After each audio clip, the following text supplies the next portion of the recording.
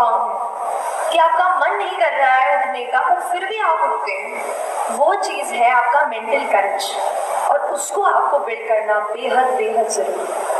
मैं कहूँगी 60% ये मेंटल करेज है और ये 40% जो पढ़ाई है। तो उस मेंटल करेज को बिल्ड करने के लिए दो एम है।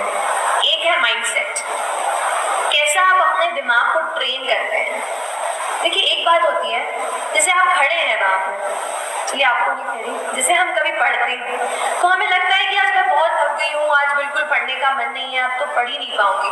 तो ये क्या है, आपका दिमाग आपको बोल रहा है कि आप नहीं कर सकते, आप नहीं कर सकते। हम अपने दिमाग से कई बार कंट्रोल हो जाते हैं। हमें करना यह है कि हमें अपने दिमाग को कंट्रोल करना है।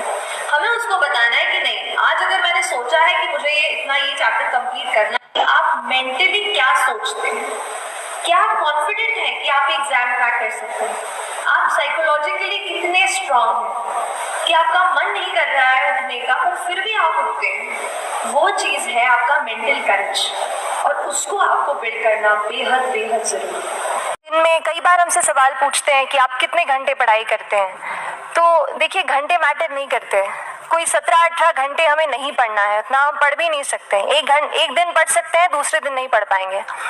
5 से 6 घंटे ही आपको देने हैं, उतने निकालने हैं। पर वो जो वक्त आप अपनी पढ़ाई को देते हो, वो कंसिस्टेंटली आपको रोज उतना ही अपने पढ़ाई को देना है।